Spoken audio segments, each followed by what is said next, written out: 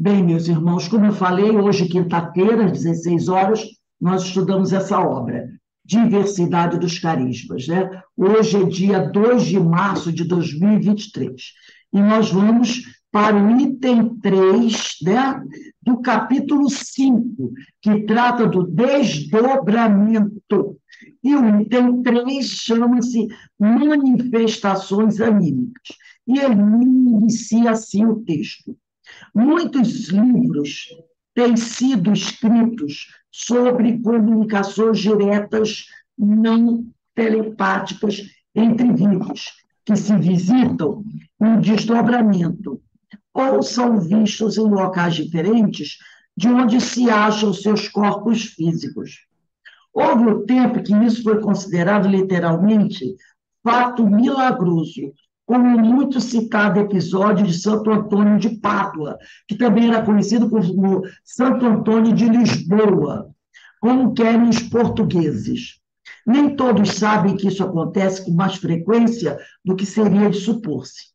Buntington conta em Secretos of Mediumship, eu não sei traduzir isso para o inglês, para o português, um caso curioso desses, narrado em carta pelo próprio cidadão com quem se deu o fenômeno. Escreveu-lhe o homem. Então, ele vai citar aqui um fato que alguém contou para ele. Há uns poucos anos, passei por uma experiência que não tive coragem de contar a ninguém. Sempre o receio de passar por louco. Acordei pela manhã, sentindo-me muito doente, mas decidi arrastar-me, de qualquer maneira, até o trabalho, na esperança de conseguir aguentar-me até o fim do dia. Mas me sentia tão mal que desisti, quer dizer, desisti de trabalhar.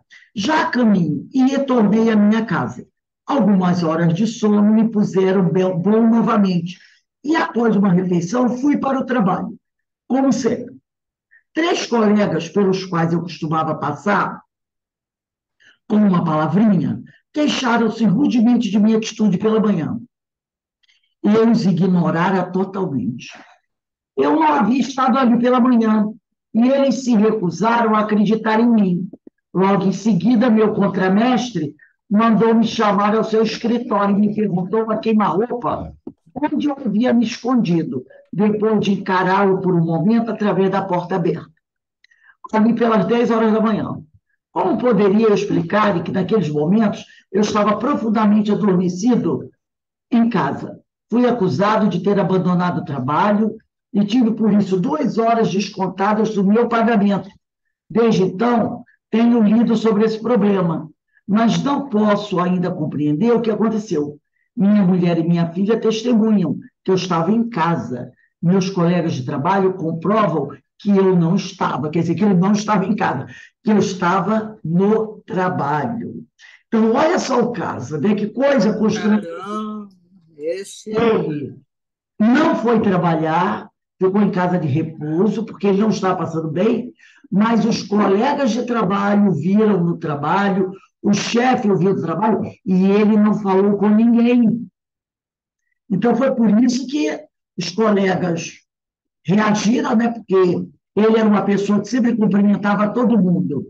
E nesse dia ele passou e não cumprimentou ninguém, e ainda foi lá olhar para o chefe e depois sumiu. O chefe achou que ele se mandou do trabalho, quer dizer, ainda perdeu, foi chamado a atenção e ainda foi multado, né? Quer dizer, descontado do emprego. Realmente uma coisa muito complicada. Aí está, diz Hermínio, pois, o exemplo típico e bem testemunhado de uma atividade inconsciente do ser em desdobramento. Enquanto seu corpo repousava mergulhado em profundo sono, o homem que se deitara novamente vestido, vencido pelo mal-estar físico, mas disposto a de qualquer maneira ir ao trabalho, desligou-se do corpo adormecido e foi, não porém telepaticamente, e sim como pessoa reconhecida pelos colegas de trabalho e pelo seu chefe, enquanto a esposa e a filha sabiam muito bem que ele estava recolhido ao leito doente. Ele não conseguiu convencer seus companheiros de que não fora à fábrica naquela manhã, nem convencer a si mesmo de que fora. E, no entanto, estavam todos certos. Ele fora com seu perispírito, corpo espiritual, né? E, ao mesmo tempo, ficar em casa, seu corpo físico, sem conseguir, contudo, trazer para a vigília a consciência do que fizera nesse interim. Então, ele passou por um desdobramento, né? E o espírito, com seu perispírito, né? Quer dizer, corpo mental e corpo espiritual, se materializou e foi até o trabalho. Há uma materialização tal que o chefe, os colegas viram, e o corpo dele ficou lá na cama inerte, apenas ligado ao perispírito pelo cordão fluídico. Olha que situação. Aí aqui, Buntington narra, entre outros, o caso da senhorita Sager, mas creio ser preferível recorrer ao relato de Akizakov, mais completo e bem documentado, de vez que foi lido em primeira mão da filha do barão Galdesbert, que na época estudava no colégio para moças, onde ocorreu um interessante fenômeno. Émile Sager era uma jovem professora nascida em Dijon, que em 1845 lecionava em um colégio para moças, localizada na Livônia, província russa, cerca de 50 quilômetros de Riga, famosa pelo seu pinho. Logo que a jovem bela professora foi admitida pelo colégio, começaram a acontecer coisas, né? Coisas estranhas, né? Era comum essa jovem professora ser vista em locais diferentes ao mesmo tempo. Enquanto uma aluna dizia que estivera com ela em um determinado local, a outra aluna afirmava que isto era impossível, pois acabaram de passar por ela em algum corredor ou subindo uma escada distante. A princípio, era apenas a surpresa, sendo o fenômeno atribuído a algum equívoco de observação. Com o tempo, contudo, as coisas se complicaram, excluindo qualquer possibilidade de erro ou fantasia. O primeiro desses impactos ocorreu quando todas as meninas, não apenas uma, viram duas Sager, quer dizer, duas professoras, uma ao lado da outra, em plena aula, diante do quadro negro, a escrever. Faziam ambas os mesmos gestos, com a diferença de que a professora, que a pessoa verdadeira, tinha um pedaço de giz na mão, enquanto a outra não, limitando-se a imitar os gestos. Algum tempo depois, uma das alunas, Antoinette de Brangel, preparava-se para uma festa, ajudada por Émile Sager, sempre disposta a fazer um favor. De repente, a menina viu no espelho duas Sager, às voltas com o vestido nas costas. O susto foi tamanho que a jovem desmaiou. Porém, nem sempre a figura desdobrada repetia os mesmos gestos da outra, o que demonstra sua autonomia. Então, aquele ser desdobrado, ele tinha uma autonomia em relação à outra. A outra podia estar fazendo alguma coisa, mas o espírito, o seu perispírito, às vezes fazia uma outra coisa diferente. Olha que coisa incrível isso, né? Porque até então, no negócio do repetir, vai tudo bem, mas agora tem autonomia. Olha só. Aí ele diz aqui, às vezes, seu duplo era visto em pé, atrás da cadeira onde ela estava sentada, fazendo uma refeição. De outra vez, a jovem Brangel, a do vestido, a que desmaiou, cuidava de Sager, recolhida ao leito com um resfriado, quando viu a doente empalidecer e contorcer-se na cama, como se fosse perder o sentido. Então, a menina aquela que desmaiou, estava tomando conta da professora, que estava doente. E ela viu a professora, né, se contorcendo lá, como se fosse desmaiar. Perguntada sobre se estava se sentindo pior, ela respondeu à professora que não, com uma voz fraca. Nesse momento, a menina virou-se e viu a outra Sagê, desdobrada, passeando de um lado para o outro do quarto. Não houve desmaio dessa vez. Aí a aluna não desmaiou, ela já tinha compreendido, né? Um dia a experiência foi dramática, ainda mais que presenciada por 42 alunas. As meninas faziam seus trabalhos manuais, que era muito comum nas escolas para meninas naquela época, né? Aprender a pintar, bordar, fazer tricô, crochê, trabalhos manuais nas escolas, para que elas se tornassem moças prendadas, né? Então, elas estavam fazendo trabalhos manuais em torno das mesas do salão, que abria suas amplas portas envidraçadas para o jardim. No lado de fora, podiam ver a professora francesa colhendo flores. Em dado momento, a professora que dirigia o trabalho manual levantou-se e deixou o salão. Pouco depois, as meninas viram que a senhorita Sagê estava sentada na cadeira que a outra deixara vaga há pouco. Quer dizer, a professora de artes manuais saiu e o duplo da Sagê sentou no lugar dela, né? Como que num gesto ensaiado, todos olharam ao mesmo tempo para o jardim. E lá estava a segunda Sagê, que continuava colhendo flores. Agora, porém, com gestos mais lentos, como se estivesse meio sonolenta ou exausta. E ficaram conferindo uma figura com a outra. Duas meninas destemidas foram até a cadeira da sala, né? E procuraram tocar a figura da Sagê segunda, que é a Sagê verdadeira que estava no jardim, colhendo flores. E, de repente, ela ficou enfraquecida, ela deve ter entrado num transe, e no momento que ela estava no transe, a outra Sagê, o dela desdobrava.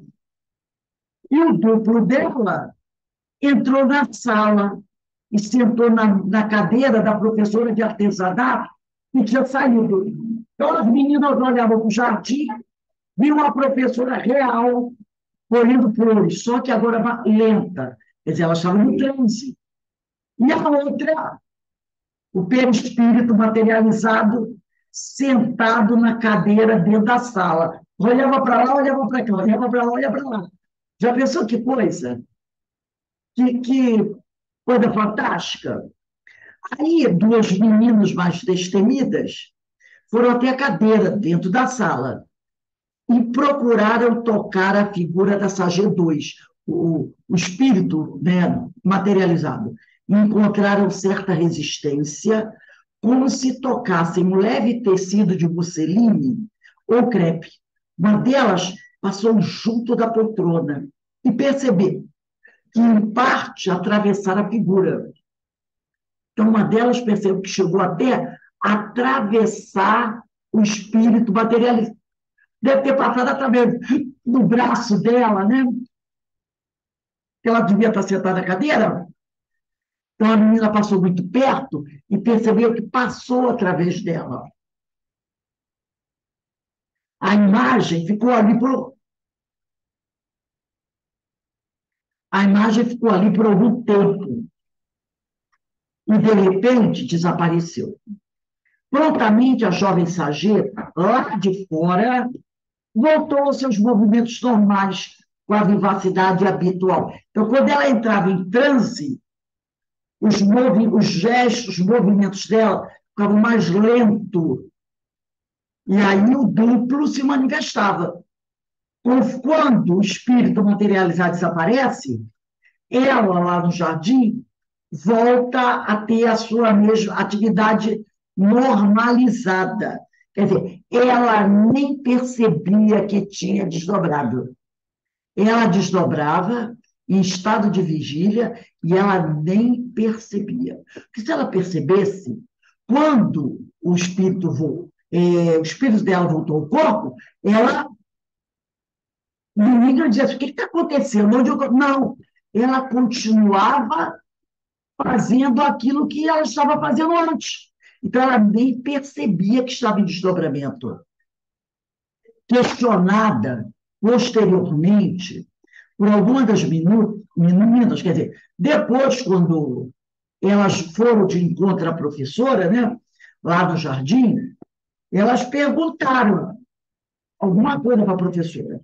A jovem professora disse que percebera lá no jardim a cadeira vazia e pensou: eu preferiria que a professora não tivesse ido embora. Quer dizer, ela no jardim olhou para a sala, viu a cadeira vazia, porque a professora saiu da sala de artesanato.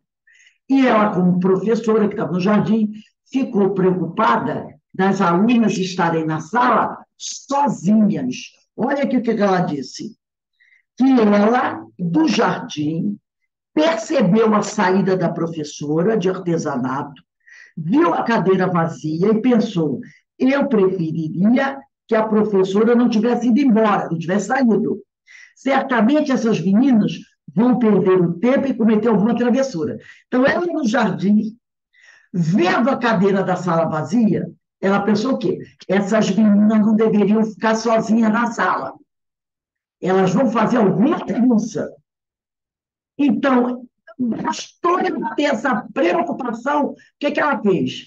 Ela desdobrou e foi para a sala tomar conta da turma. Entendeu? Ela desdobrou e foi para a sala tomar conta da turma, porque ela ficou preocupada das meninas ficarem sozinhas na sala. Tipo assim, né? Uma turma sozinha, sem professor, vão aprontar. Então, bastou essa preocupação para ela automaticamente desdobrar e lá ficar sentada na cadeira, tomando conta da turma, enquanto a outra professora não voltava. Olha só que coisa. A jovem Julie, né, a quem devemos esse minucioso e precioso relato, publicado na revista Light, de 1883, assistiu aos fenômenos durante os 18 meses em que Saget lecionou na escola.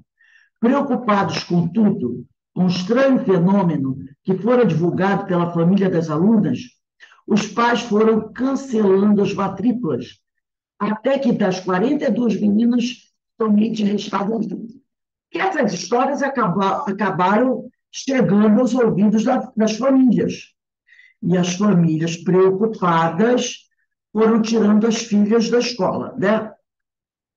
A essa altura, muito a contragosto, a direção da escola se viu forçada a despedir a amável, bela e competente professorinha, cujo único defeito era desdobrar-se em duas. Então, o diretor da escola, para não perder todas as alunas, que era escola particular, que pagavam, ele preferiu, né, demitir a professora, né? E era uma ótima professora. Ao receber a notícia da demissão, né, a moça queixou-se na presença da futura baronesa, bem se puder. Então, a professora, sabendo que havia sido demitida, ela se queixou junto à baronesa, que aquilo era muito decepcionante, pois pela 19ª vez ela perdia o emprego pelo mesmo motivo. Ela já tinha sido demitida de 19 escolas, sempre pelo mesmo motivo. Desdobramento. E um desdobramento que ela não controlava. Coisa complicada, né, para a vida dessa pessoa, né? Tempos depois, a baronesa localizou-a e foi visitá-la, pois sempre fora muito querida entre as alunas. Morava ela agora com uma cunhada, que tinha muitos filhos ainda pequenos. Menos preconceituosas, as crianças viviam perfeitamente bem com as duas tias Emily. Então, ela foi morar com a cunhada, porque ela não podia mais trabalhar. E as crianças, do caso, os sobrinhos, não se incomodavam, já haviam se acostumado com as duas tias. Quer dizer, a tia verdadeira e a tia desdobrada, que sempre, então, as crianças já estava acostumada com as duas tias. Depois disso, a baronesa foi para o interior da Rússia e nunca mais ouviu falar de Emile Saget. Julie, era filha do barão de Gudenstubbe, eminente pesquisador, que relatou suas experiências de escrita direta em Realidade dos Espíritos, livro publicado quase que simultaneamente com o Livro dos Espíritos de Allan Kardec. Então, um fato muito interessante, né? Mas, ao mesmo tempo, a gente vê muito incômodo o problema dessa professora, né? Já pensou? Você promover um desdobramento desse assim, sem ter o mínimo controle, é constrangedor e perigoso também, né? Perigoso também. Vamos para o item 4. O item 4 vai falar do transe anímico. O desdobramento é um dos mais curiosos e ricos fenômenos anímicos, como a indicar que o verdadeiro estado natural do espírito é o de liberdade, o de autonomia em relação ao seu cárcere particular, o corpo físico. Então, o nosso corpo, como diz Hermínio aqui, é como se fosse uma prisão para o espírito. E aí, o espírito, na verdade, ele quer se libertar. Então, toda vez que acontece, surge uma oportunidade para ele alcançar essa liberdade, ele vai fazer isso. E se a pessoa tiver propensão para esse tipo de fenômeno, mais fácil vai ser para o espírito fazer esse desdobramento, né? Aí ele diz aqui, é como o espírito que o ser se move livremente, pensa melhor, decide com maior conhecimento das diversas variáveis a considerar, recorre à memória integral, visita pessoas do mundo espiritual que o possam aconselhar ou ajudar, funciona, enfim, como espírito e não como alma, sendo esta entendida do contexto da doutrina como espírito encarnado. Então, o espírito desencarnado, né, é mais fácil para ele resolver as questões. Ele tem uma liberdade maior. Por quê? Porque, como espírito, a sua visão abrange, né, abrange um espaço maior, abrange os fatos da vida com mais facilidade do que quando nós estamos dentro, presos no corpo. A nossa capacidade de perceber as coisas fica muito limitada. Agora, quando você está no desdobramento do sono, o espírito tem mais liberdade, ele tem mais autonomia, ele consegue perceber melhor as coisas, tá? Por isso que ele diz aqui, é como espírito, como ser, esse ser independente, esse ser pensante, né? Que ele se move livremente, pensa melhor, porque não tem o incômodo dos laços do corpo físico para limitar a sua autonomia, porque a gente sabe que o nosso corpo nos dá uma série de autonomia, né? Uma série de impedimentos.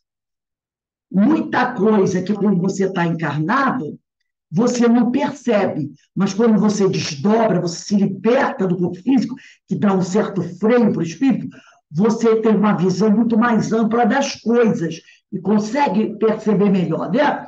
Aí, como ele diz aqui, ó, você recorre a uma memória integral, vamos dizer assim, não vou dizer a toda a sua memória, mas você consegue acessar arquivos da memória que você, estando no estado de vigília, você não consegue captar com facilidade.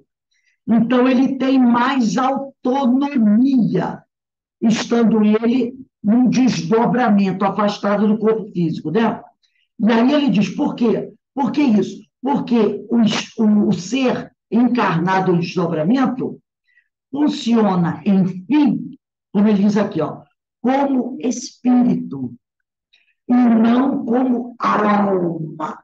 Apesar de estar encarnado, ele vai ter uma forma de ser mais parecida com o espírito desencarnado, não como alguém que está aqui ainda na Terra, né? Sendo esta palavra alma aqui entendida, no contexto da doutrina, como espírito encarnado, tá? Então, todos nós sempre teremos mais liberdade desdobrados. Será uma liberdade muito semelhante ao do desencarnado. Nesse livro aqui, eu não sei se vocês conhecem, eu acredito que não esteja mais sendo publicado. Deixa eu mudar isso aqui, só para vocês verem melhor. É Animismo ou Espiritismo, do Ernesto Bozano, tá? Animismo ou Espiritismo, do Ernesto Bozano. Nesse livro aqui, no capítulo 3, o Ernesto Bozano, deixa eu só ver aqui qual é o título do capítulo 3, ele vai falar das comunicações mediúnicas entre vivos. As comunicações mediúnicas entre vivos provam a realidade das comunicações mediúnicas com os defuntos. Eles usavam muito essa palavra naquela época, os defuntos, né? E aqui, do final do capítulo 3, o Ernesto Bozano diz assim: o animismo e o espiritismo são complementares um do outro, porquanto esses dois fatores têm por base única o espírito humano, que, operando encarnado, provoca os fenômenos anímicos. Então, o espírito, né, encarnado, ele provoca os fenômenos anímicos. E operando esse espírito desencarnado, determina os fenômenos espíritas. Então, quando o ser espiritual, está encarnado, ele provoca os fenômenos anímicos. E quando o ser espiritual está desencarnado, ele opera os fenômenos espíritas. A gente tem que ter isso bem em mente. E tanto é certo, diz Bozano, isto, que se pretende excluir um do outro, se alguém resolver excluir o animismo do espiritismo, quer dizer, ou querer retirar o espiritismo do animismo, se pretender excluir um ou outro dos dois fatores que constituem a questão a resolver-se, impossível se torna explicar o conjunto dos fatos.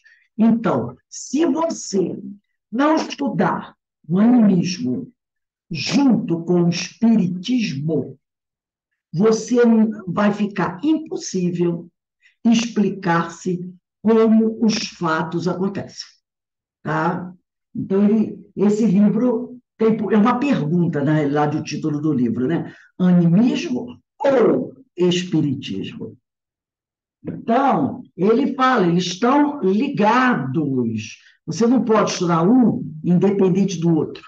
Voltando aqui ao Herculano, ele diz assim, Herculano não, ao Hermínio de Miranda, ele diz assim, sobre muitos desses aspectos particulares do desdobramento, encontramos outros notáveis depoimentos em Delane, as aparições e materializações dos espíritos, né? Dos homens, quer dizer, dos encarnados, dos vivos e dos mortos. Então, as aparições materializadas dos vivos e dos mortos. Edgar Allan Poe, segundo seu próprio relato, reproduzido por Delane, escrevia em um estado de semitranse. As realidades do mundo me chegavam exclusivamente como visões, ao passo que as loucas ideias do país dos sonhos tornavam-se, por sua vez, não apenas a sustentação de minha existência cotidiana, mas positivamente a própria existência única e total. Quem já leu alguma obra do Edgar Allan Poe sabe que ele era uma figura altamente estranha, né? Ele era uma figura estranhíssima. Realmente, a maioria das obras dele tem aquela. Sempre ele é retratado numa coisa soturna, né? Muito soturna, que você, lendo esse trecho aqui, que o Gabriel Odelandi traz do depoimento do Edgar Allan Poe, você começa a entender aquela criatura. Primeiro que era uma criatura que sempre andava assim, muito de preto, né? Todas as obras dele, filmes, sempre tem aquela coisa do corvo, sempre naquela Inglaterra vitoriana, né? Aquela coisa assim, muito. Ele era uma pessoa muito assim, taciturna, né? E as obras dele sempre trazem uma coisa assim, muito depressiva. Então, olha o que ele diz aqui: as realidades do mundo me chegavam exclusivamente como visões, ao passo que as loucas ideias do país dos sonhos tornavam-se, por sua vez, não apenas a sustentação de minha vida cotidiana, mas positivamente a própria existência única e total. Então a gente vai tendo a impressão que esse homem ele vivia num trânsito entre esses dois mundos, onde ele tinha um contato muito forte com essa espiritualidade. Então, era como se ele não soubesse mais, a um certo ponto da vida dele, o que era realidade ou o que era a vida do mundo espiritual. Né? A vida dele toda, quem lê a biografia de Edgar Allan Poe, vai ver que a vida dele toda foi assim. Uma vida muito estranha, muito soturna. Aí ele traz aqui, Samuel Taylor, eminente poeta e filósofo inglês, voltou certa vez de um desses trances, por certo um desdobramento, com todo um poema pronto na mente. Kublai Khan sentou-se e começou a escrevê-lo febrilmente. Foi interrompido, contudo, por um visitante inoportuno. E horas depois, quando quis retomar o trabalho, não mais encontrou na memória o texto magno, o texto mágico, apenas fragmentos esparsos. Quer dizer, ele voltou desse desdobramento com todo o texto na cabeça dele. Então, ele começou a escrever. Mas aí alguém interrompeu, né? E ele foi dar atenção a essa pessoa. Quando ele voltou a se concentrar, grande parte do texto já tinha sido apagado da mente dele. Schelling sonhava acordado numa espécie de abstração letárgica. Segundo seu biógrafo, Medwin, citado por Delany, de repente parecia despertar de olhos brilhantes e lábios tremendo, a voz carregada de emoção. E sua linguagem, diz o biógrafo, era mais a de um espírito ou de um anjo do que a de um homem. Seria isto o fenômeno mediúnico, anímico ou misto? É difícil catalogar, assim à distância no tempo, mas que tudo começava por um desdobramento, não há dúvida. Balzac, segundo Théophile Gautier, parecia às vezes acometido de uma bizarra doença, uma febre nervosa, uma espécie de coma. Ficava pálido, abatido, como que sob um estado de colapso devido ao congestionamento de ideias, que o transformava num aparente imbecil. Era um êxtase sonambúlico, durante o qual ele dormia de olhos abertos. Perdidos em um estado horrível, não ouvia o que lhe era dito. E, no dizer de Gautier, seu espírito, vindo de longe, chegava muito tarde para responder.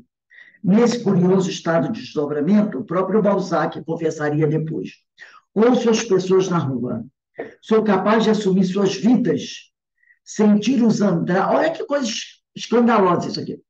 Sentir os andrajos que trazem as costas, caminhar com pés metidos em seus sapatos, esburacados.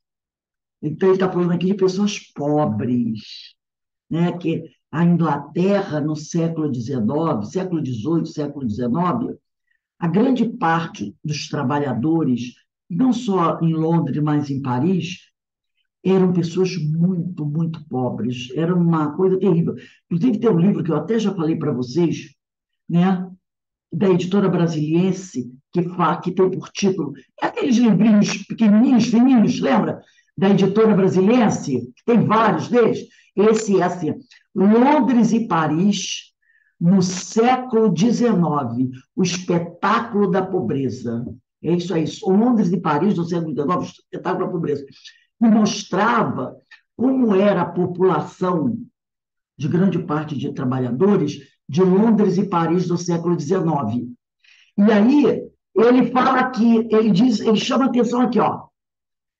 Ouço as pessoas na rua, sou capaz de assumir suas vidas, sentir os andrajos. Você está falando andrajos? Ele não estava falando das damas, nem dos senhores ricos que viviam em Londres. Ele está falando daquela, daquele grupo de trabalhadores muito pobres, que usavam, né, andrajos, e caminhar, olha só, com os pés metidos em seus sapatos esburacados.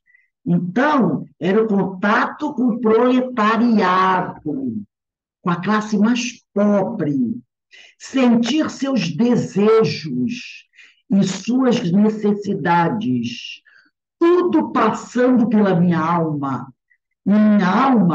passando pelas deles. Era o sonho de um homem acordado. Não há dúvida, portanto, diz Hermínio, de que o fenômeno aí era mímico, ou mais precisamente, um desdobramento, no qual a sensibilidade consciente de Balzac, como que se atrelava ou se acoplava à das pessoas que perambulavam pelas ruas. Por mais estranho que seja o fenômeno, Colin Wilson tem coisa semelhante a relatar em um dos seus notáveis livros, o já citado Detetives Psíquicos. Trata-se de uma senhora da sociedade mexicana, o nome Maria Regis Herold, cujas faculdades foram pesquisadas pelo doutor Gustavo aqui. Desdobrada do corpo físico, ela havia o cordão fluídico ligado entre um corpo e outro, como o cabo de uma tomada elétrica que vai do aparelho à fonte de energia. Ela experimentava o mesmo tipo de sensação há pouco descrita por Balzac. Vivo absolutamente os eventos que visualizo. Narra a senhora Zieruldi. Todos os meus sentidos estão em estado de alerta. Ouço, vejo, provo, cheiro, vivo as cenas como se estivesse presente. Mais do que isso, porém, ela acaba sendo realmente pessoa ou objeto pesquisado, num misto de desdobramento e psicometria, sobre a qual falarei em outro ponto deste livro. Quando o experimentador me colocou nas mãos o fragmento de um meteorito, naturalmente, sem que ela soubesse do que se tratava, ela se identificou frontalmente com o objeto. Ela passou a ser um objeto. Olha que coisa de loucura. Viu-se flutuando no ar, cercada de pontos luminosos, nas proximidades do Sol, e lhe parecia estar perto, imensamente grande. Sentiu como que uma explosão. Ela usou a palavra terremoto e experimentou fisicamente algumas convulsões. Sentiu-se em seguida arrancada de onde estivera até então e despenhando no abismo cósmico a uma velocidade crescente. Fechou os olhos enquanto passava por regiões de calor e frio. Estou horrorizada, meu Deus, exclamou ela.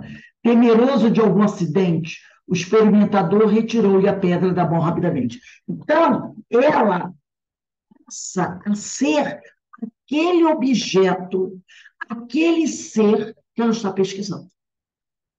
Isso é uma capacidade fantástica que a pessoa tem. Né? Que desdobramento! Ela se transforma naquele ser. Ela passa a ter todas as sensações daquele ser. Nesse livro aqui, chamado, deixa eu abrir aqui, Enigmas da Psicometria, ele falou que vai estudar mais tarde a psicometria, mas eu quis trazer um texto, um pequeno texto aqui para a gente falar sobre isso. Esse livro é do Ernesto Bozano também. E aqui, nesse livro, ele traz vários casos, vários casos. No caso número 9, ele vai dizer o seguinte, ele vai reproduzir aqui um episódio que ele ficou sabendo. Né? Então, ele começa assim, o Ernesto Bozano. Ao psicômetra, frequentemente, se deparam numerosas dificuldades a vencer. Isso aqui é muito curioso, porque ele vai analisar um caso de psicometria que vão trazer para ele. Aí ele diz aqui, temos, em primeiro lugar, a dificuldade proveniente de diversas influências contidas no próprio objeto e que se podem dividir em paralelas e superpostas. Então, ele está dizendo o seguinte, se você vai analisar através da psicometria um objeto, você vai ter que tomar cuidado, porque aquele objeto já pode ter sido alvo de várias experiências. E essas experiências podem vir para o psicômetra ao mesmo tempo ou de forma sequencial. E você vai ter que saber separar esses fatos, até em relação ao tempo histórico do fato. Entendeu? Então, ele vai contar aquilo. Então, ele fala, primeiro, temos, em primeiro lugar, dificuldade proveniente de diversas influências contidas no próprio objeto, e que se podem dividir em paralelas e superpostas. Chamo a paralela a influência que se apresenta quando o objeto pertenceu a duas ou mais pessoas, ou quando composto de duas ou mais coisas diversas e reunidas. Porque, às vezes, você vai analisar um objeto, uma joia, por exemplo, e já teve vários donos. Então, esse objeto vai ter a influência de várias pessoas, né? Ou quando dois fatos vão acontecer, aquele objeto vai ser, vamos dizer assim, vai envolver vários fatos. Então, ele vai dizer aqui, vamos citar um exemplo desta natureza. Eu possuo uma espada de derviche. Derviche eram bailarinos do Oriente, homens que dançavam com espadas. Não sei se vocês já viram, né? Aquelas apresentações de bailarinos que eles dançam com as espadas. Então, eles fazem movimentos muito rápidos com essa espada. E esse homem possui uma espada de derviche. Uma espada que pertenceu a alguém que participava desse tipo de coisa. E ele diz assim, essa espada, ela serviu na batalha de Omdurmã. Então, alguém participou da batalha de Omdurmã com essa espada. Só que a batalha de Omdurmã aconteceu em 1898, no século XIX, e perto do Sudão, na África. Nessa batalha, os britânicos venceram os muçulmanos. Então, primeiro, ele conseguiu comprar uma espada no antiquário e foi dito para ele, olha, essa batalha pertenceu a alguém que participou dessa batalha de Omdurmã, lá no Sudão, em 1898. Está tudo bem, né? Quando ele, o psicômetra, que comprou a espada, quando ele tomou a espada nas mãos, ele tocou pela primeira vez o punho da espada, e depois ele tocou a lâmina da espada, ele teve a visão de um fanático barbudo de teste, rosto bronzeado, envolvido em ampla capa, e que, à frente de uma horda de muçulmanos, concitava os seus comandados ao extermínio dos infiéis. Os infiéis são os europeus. Então, até aí tudo bem. Se essa batalha participou, não, melhor, se essa espada participou de uma batalha lá do Sudão em 1898, está tudo certo. Ele viu um homem, um muçulmano, com uma espada numa batalha contra o que eles chamavam de infiéis. Tudo bem. Mas e depois ele continuou desembainhando a espada, mexendo na espada.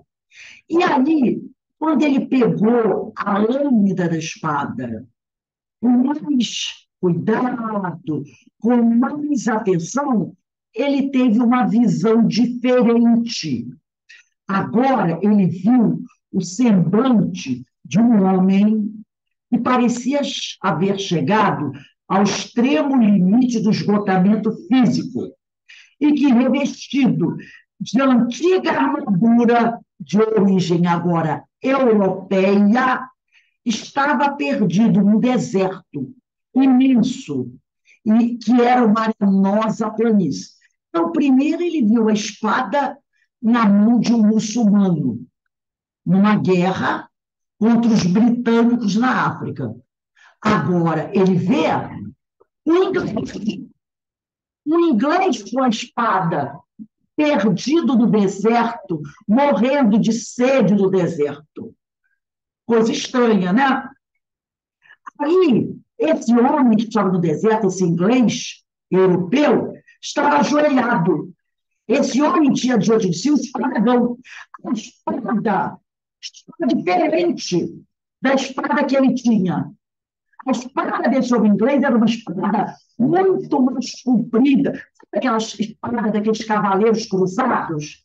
Não sei se vocês já viram o filme de cruzadas, que muitos deles, às vezes, quando se ajoelhavam, botavam a espada assim na frente, e a espada tinha uma cruz, e eles ficavam de joelhos, se amparando assim na espada, e eram espadas muito compridas.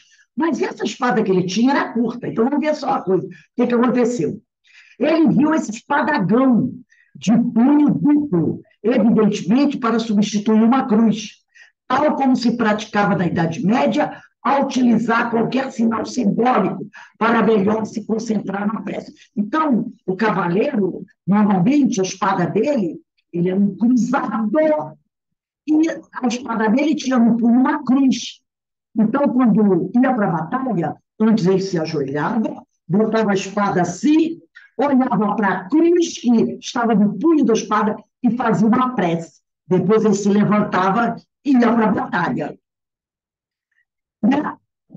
Ele, o psicômetra, que era o dono da espada, me parecia que aquela criatura, aquele homem, soldado, né?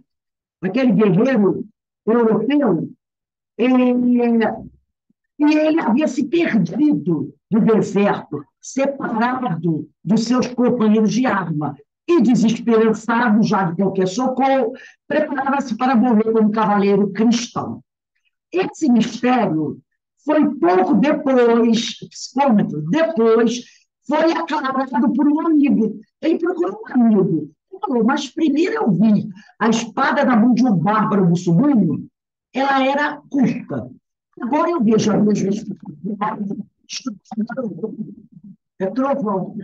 Agora eu estou vendo a espada comprida de um soldado britânico no deserto. Como é que pode ser isso?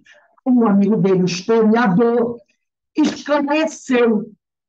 Ele examinou a espada, o historiador, e percebeu que a espada havia passado por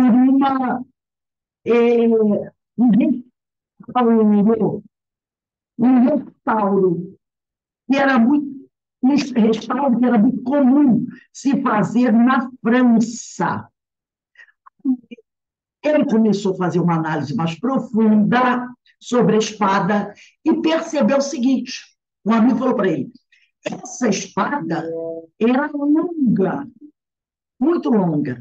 Essa espada, ela participou da oitava cruzada em 1270, na França. E foi a oitava cruzada foi uma cruzada organizada por um rei francês, o Luís IX.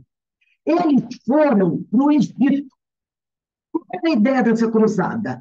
O objetivo era converter os sultões muçulmanos em cristão. Mas, chegando lá, esse rei contraiu uma peste lá no Egito. E quase todo o seu exército também. Então, toda a tropa, quase toda a tropa, inclusive o rei e um dos filhos do rei, morreram. Morreram no deserto. Os que sobreviveram foram mortos por soldados sarracenos. O exército dele se desfez. Então, um soldado dessa cruzada fugindo, se perdeu no deserto e morreu lá. A espada dele foi encontrada. Ele era um soldado francês. Ele era um cruzado. A espada dele foi encontrada por um muçulmano qualquer. E foi qual essa espada? Essa cruzada é de 1200. Essa visão que ele teve do Sudão foi em 1800, 600 anos depois. Essa espada ficou na mão de alguém, durante 600 anos.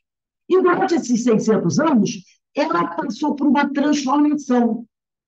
Ela foi encurtada para ser usada pelos maometanos, porque os maometanos usavam uma espada mais curta, diferente dos cruzados.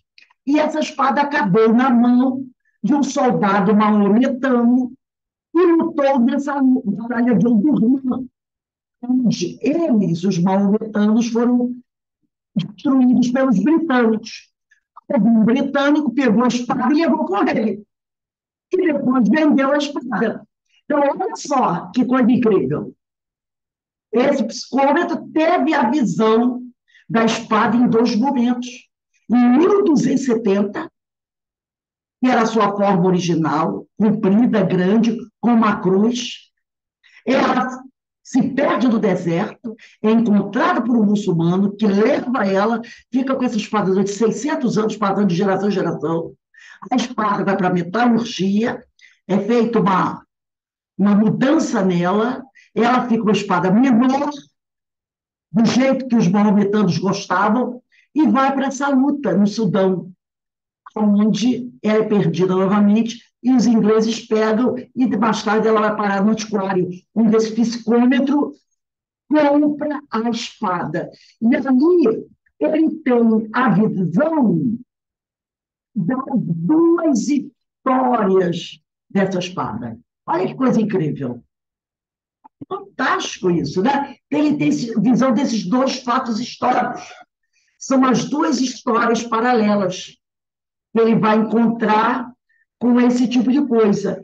Então, são coisas fantásticas que a psicometria, que nós vamos estudar mais tarde, permite você fazer a leitura de um objeto, você fazer a leitura até de um momento e até da vida de uma pessoa, né? Ao tocar essa pessoa. Então, são coisas extraordinárias. Aí o Hermínio Miranda vai continuar aqui. Quando o objeto sob exame é uma concha marinha, olha só, ela novamente revive com todas as emoções situadas ligadamente. Então, se o psicólogo pegar a concha marinha, ele vai saber por onde aquela concha passou. Olha o que ele diz aqui. Ele está falando de um psicômetro que pegou uma concha marinha. Encontro-me debaixo d'água e sinto um grande peso pressionando o meu corpo. Estou rodeada, é uma psicômetra, né? De peixes de toda espécie, conforme tamanho. Vejo também diferentes tipos de plantas, algumas delas com folhas largas. A água tem cor verde transparente. Estou entre muitos animais, mas parece que eles não percebem minha presença. É certo que tais imagens poderiam ter sido formadas a partir de uma mensagem telepática. O senhor Pargen Tescher, que foi quem entregou a concha marinha para a psicômetra, e sabia que tipo de material estava entregando a ela. Ele está dizendo que pode ter acontecido também. Do homem que tinha a concha na mão, foi entregar a concha para a psicômetra, ela, em vez de ler a concha, leu a mente dele, porque ele sabia que era uma concha marinha. A outra experiência feita com a mesma senhora, pela SPR, que, no entanto, exclui essa possibilidade. Ela identificou com precisão um caroço de feijão marinho. Via-se numa floresta tropical de riquíssima flora, com um rio nas proximidades. Pensou-se que ela estava completamente equivocada, uma vez que a semente de feijão havia sido apanhada à beira-mar. Consultas feitas, contudo, a técnicos no assunto confirmaram que a semente provinha de uma planta tropical, provavelmente trazida pela correnteza do rio para o mar, e depositada pelas marés posteriormente na areia da praia onde foi encontrada. Maria de Zerold, que é a psicômetra, vinha a essa altura de uma série de experiências. O Dr. Pangertescher, ela era capaz de experimentar qualquer sensação dele, como uma picada de alfinete ou o gosto de uma pitada de sal ou de açúcar que ele colocasse na sua boca, quer dizer, na boca dele, como se a ela estivesse literalmente ligada. Ela era capaz de sentir qualquer coisa que ele sentisse, até o gosto dos alimentos. É de supor-se que o espírito desdobrado dela se aproximasse dele como um espírito desencarnado. Se aproxima do médium para manifestar-se, estabelecendo os contatos necessários à filtragem da comunicação. Gente, eu acho isso fantástico. Eu acho isso fantástico. Ela agia como se fosse um espírito desencarnado e, ao se aproximar de uma outra pessoa encarnada, fizesse uma leitura de todas as sensações daquela pessoa. Só que ela é uma pessoa encarnada. Olha só que coisa incrível. Quando ela se aproxima de alguém, ela entra dentro da atmosfera psíquica daquela pessoa.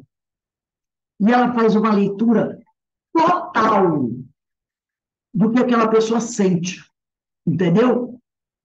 Aí o que a gente percebe aí também? Não pode negar. É a ação do perispírito. O perispírito está na base de tudo isso aqui. Ele está na base de tudo isso aqui. Daí a importância da gente estudar o perispírito.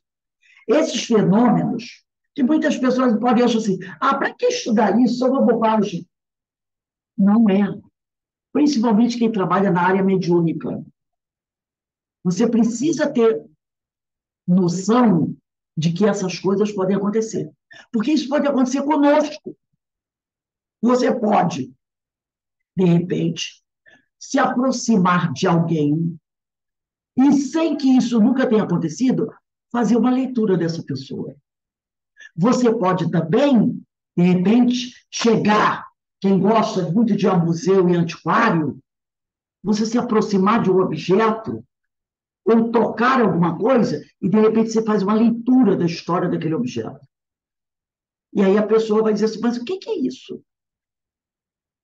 Eu nunca ouvi falar disso. Como é que eu estou sentindo isso? Não sei se você já aconteceu com vocês, né? De pegar, já aconteceu comigo. De repente você pega um objeto de alguém que desencarnou e você tem uma sensação um pouco estranha. Né? Quer ver uma coisa? Que as pessoas falam, e quando elas falam, aí você vai perceber que tem um fundo de verdade. Toda vez que você... Eu gosto, às vezes, você vai num brechó, né? Você vai num brechó, você compra uma roupa, às vezes você vê uma roupa praticamente nova, né? Uma camiseta, uma jaqueta, um tênis, uma bolsa, uma bijuteria daquela pessoa. Você não sabe se aquela pessoa está desencarnada ou está encarnada.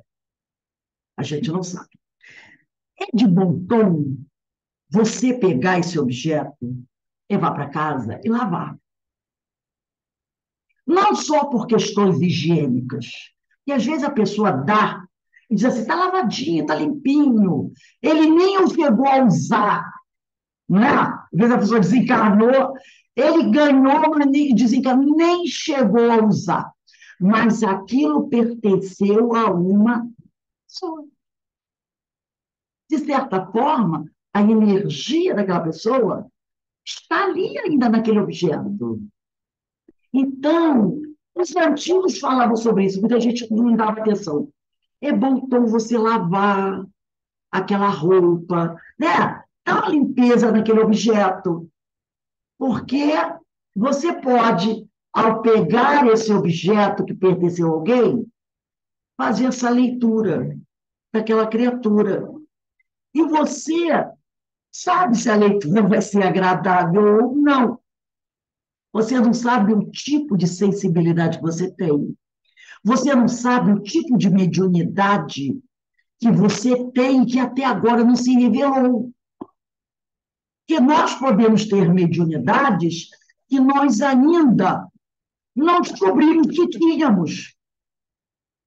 Então, quando for questão de objeto que você ganhou de alguém, você quer ficar com ele, porque a pessoa, né, era muito, principalmente se a pessoa for muito apegada àquele objeto, né, de repente era alguma coisa que a pessoa tinha, e aí o outro dizia assim: ah, fica com isso que era da mamãe, que era do papai, ele era muito ligado a isso, eu não quero dar para estranho, eu vou dar para você.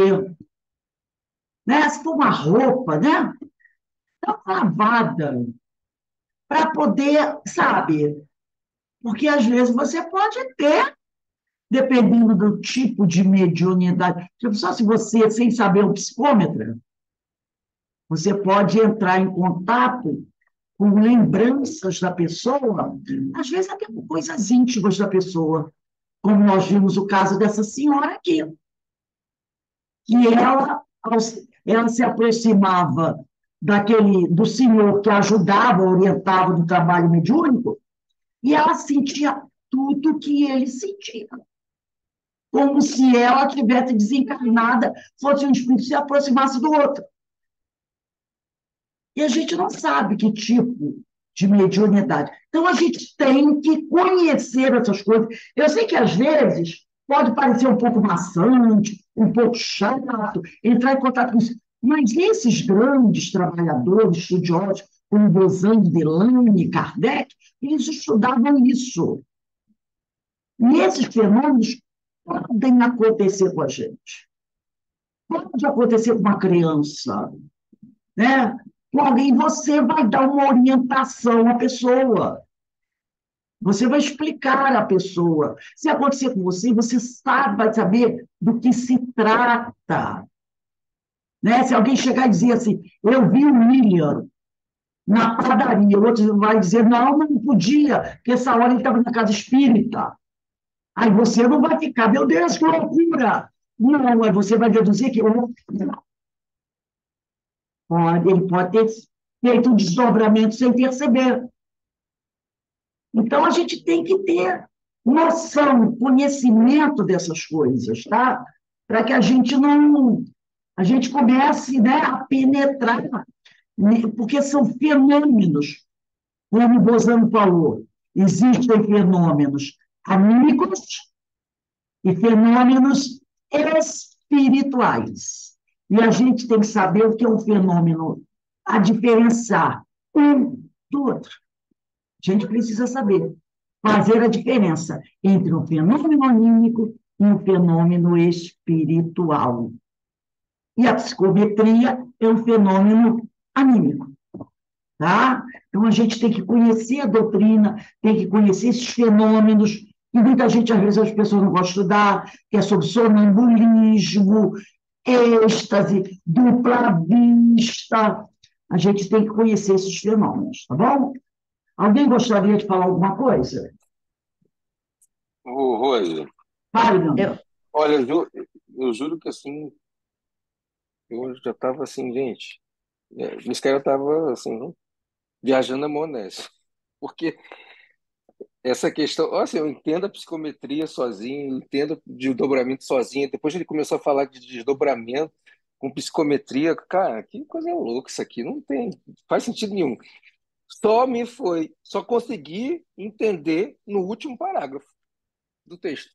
O último parágrafo. Quando ele fala desse desdobramento, do afastamento, do desdobramento do espírito próximo do encarnado para ter as percepções daquele encarnado.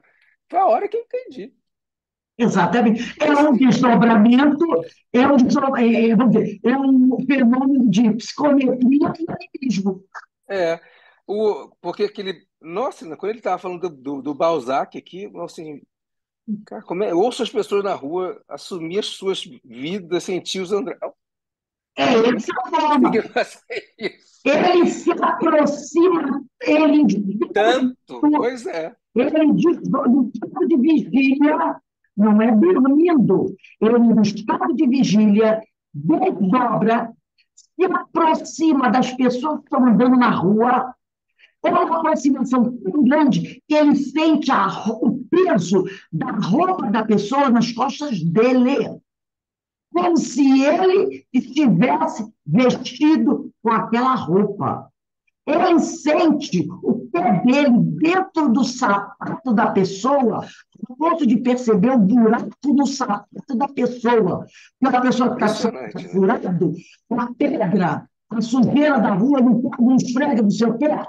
Se você pisar na Sim, água, não vai molhar o seu pé.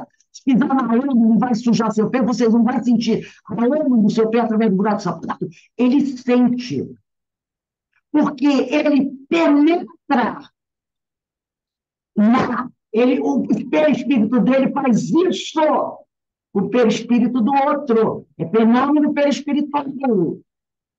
Então, ele sente tudo que o outro sente. A aproximação é total. E ele está encarnado. Entendeu? É o caso a dela. gente não sabe nada, né, gente? Ela A gente sente lê o aquele livro, gosto. a gente estuda o livro dos médiuns, né? Vai estudando e depois você se depara com isso aqui, assim, cara, como a coisa, né, se desdobra, né, Exatamente. do que Kardec né, colocou ali, quanta coisa ainda tem que se, né, que a Exatamente. ciência espírita vai descobrindo. Meu Deus do céu. Então, ela sente o gosto, ele bota o sal na boca, ela sente o gosto do sal. Então, é o que ele está dizendo aqui, ó. Ele é de supor que o espírito desdobrado dela se aproximasse dele, né?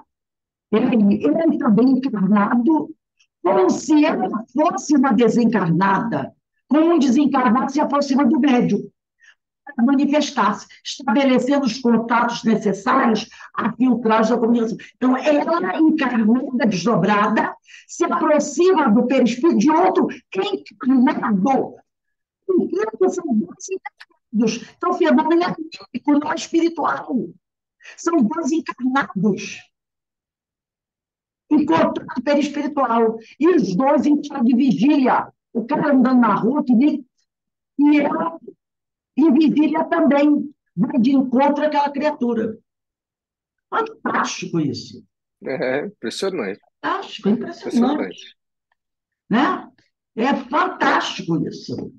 Então, a gente pode acontecer com a gente a qualquer momento. Sim. Você pode estar na rua em algum lugar, sentir se você é um médium, pensa assim, sentir uma aproximação, esse invadido, entre aspas, né? Você não sabe por que aquela sensação estranha. E pode ser um caso desse. Aí você diz assim, acho que um espírito passou por aqui. Sim, mas pode ser encarnado. Uhum. Pode ser um encarnado. Aí a gente diz assim, é um obsessor. Nem sempre. De repente pode ser um psicômetro que se sentiu atraído por você, você não sabe nem por quê. Não precisa nem te conhecer. Porque Balzac, e isso está tudo registrado nos livros de Balzac. E Balzac, todo mundo sabe, foi uma pessoa, né? Não foi um alienado. E ele contava isso. né, para as pessoas, como Gabriel Delany registrou. Então, não foi com Joaquinzinho que isso aconteceu, foi com Balzac. E outros, como nós falamos aqui, né? Então, são coisas que nós precisamos conhecer. Porque alguém pode conversar com a gente sobre isso. E a gente vai ter que explicar para a pessoa, né? Ou dizer, não, isso é maluquice, isso não acontece. Então, por isso que ele fala, vamos estudar a doutrina. E tem muita coisa para a gente conhecer, né? E eu acho fantástico a gente ter essa oportunidade de conhecer isso, esses fenômenos, né? Ô, Rose, Oi, fale. eu só sei que nada sei. Exatamente, né? E aí a gente vai estudando. Denise, o livro que eu te falei, esse aqui, sobre roteiro sistematizado, Esse eu tenho. Não, É, não é esse tenho, que eu muito bom queria, esse livro não. aí. esse você Não, tem. é esse aqui que eu estava querendo, ó. Peraí. O número 2 desse aqui. Tem, não, não tem. Não tem. Aquilo que você pediu. Não tem. Tá. Eu também tive a oportunidade hoje do sebo. Eu vou mostrar para você um livro que eu ainda não li. Eu sei que o autor é fantástico. Esse aqui, ó. Diálogos com Hernani Guimarães Andrade. Achei lá do sebo baratinho. Hernani Guimarães Andrade é um gênio da ciência espírita, né? Um gênio. Um dos homens que mais estudou o perispírito. E eu estou mexendo e achei. É um livro de perguntas e respostas. Várias entidades, vários grupos espíritas, jornais, Diário de Bauru, revista espírita, O a nome, editora Rose. Candeia, são Falei de novo. diálogos, Como é que é o diálogos, nome? Diálogos. diálogos com Hernando Guimarães Andrade. Tá? Eu Diálogos. tenho alguns livros dele. Eu tenho alguns também. A Tem arte um científica dele é muito boa. aquele azulzinho, espírito, sou Sim, perispírito, que tem uns desenhos lá, isso. aquele livro, olha, eu ainda tenho uma dificuldade de avançar naquele livro, que ele é altamente científico, né? Mas é um É dos verdade. maiores estudiosos da doutrina. Tem um Mas grupo o aqui, próprio Hernani, o Hermínio, no próprio que a gente teve uma época, um texto que a gente estudou desse livro, que o Hermínio tinha alguma coisa que o Hermínio não concordava com o Hernani. Ele até citou o Hernani Guimarães. vão ter coisas que alguns, né? Tem gente que não vai concordar. Eu já encontrei o doutor Ariletti, né? Que ele dizendo, tinha coisas que eu não concordava com ele, mas hoje, pesquisando mais a fundo, eu concordo. Então, eu dei uma olhada aqui, a maioria são instituições, são jornais, são cientistas que vão fazer. Aqui, ó, no capítulo 10 tem uma entrevista para a revista Planeta, de São Paulo, onde ele faz uma pergunta para o doutor Hermínio sobre o que vem a ser o modelo organizador biológico. Essa eu quero ler. Essa eu quero ler. Porque ele vai perguntar, né, sobre o modelo organizador biológico para. É legal que foi ele que trouxe essa ideia, Foi né? ele Ele que que trouxe a trouxe ideia essa do modelo organizador informação, biológico, né? e uma informação que hoje todo mundo aceita. Exatamente. Como ele fala aqui sobre a reencarnação, tem uma pergunta também que vão fazer para ele, se ele acha, que eu não achei aqui, eu não estou achando aqui, se Kardec está ultrapassado. Tem pergunta o que vem a ser mediunidade, né?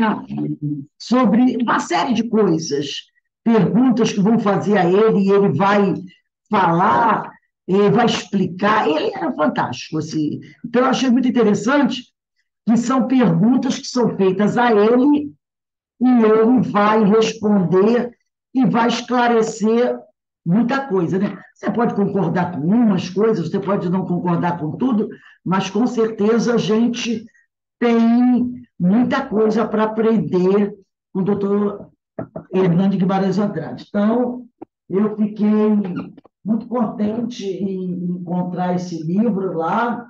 Gostei muito de dar uma lidinha aqui do doutor. Então, gente, nós vamos encerrando aqui o nosso estudo de hoje. Para mim foi bastante interessante, porque eu também estou tendo a oportunidade de estudar sobre esses assuntos, e esses assuntos aí são assuntos que a gente que está estudando doutrina precisa se aprofundar para conhecer um pouco mais. Então, é sempre uma oportunidade, eu só tenho a agradecer a Deus, agradecer a Jesus e rogar ao Pai que continue a nos abençoar, tá bom? Nós vamos dar uma paradinha agora, quando for 17h35, tá bom, Denise? A gente retorna para o estudo dos ensinos de Jesus. Hoje nós temos a nossa palestra pública, né? Quem vai fazer a nossa palestra é a nossa companheira Antônia, e a Antônia, né? É Antônia. Antônia, né? Do Semica. Isso, do Semica, isso, Antônia Carapinha. E ela vai conversar conosco, deixa eu ver aqui, se eu consigo achar o tema que ela vai falar conosco aqui, né? Tá aqui. Ela vai conversar conosco sobre caracteres do verdadeiro profeta. Então, às 18h40, nós estaremos aqui para a nossa palestra. Eu vou passar aqui, vou me despedir de vocês, vou passar aqui o anfitrião para a Denise, tá? E, para quem não vai estar conosco no próximo estudo na palestra, um beijo no coração. Bom, amanhã a gente se vê às 18h. E esse livro Às aqui? 16h. E esse é o estudo sistematizado da doutrina. Mas o que tem nele? Você achou? Não, ele estuda o Evangelho, isso que eu estava falando, ele estuda o Evangelho. Muito bom para estudar o Evangelho. Deixa eu sair aqui da reunião. Tá ok. Até já. Estou passando para você.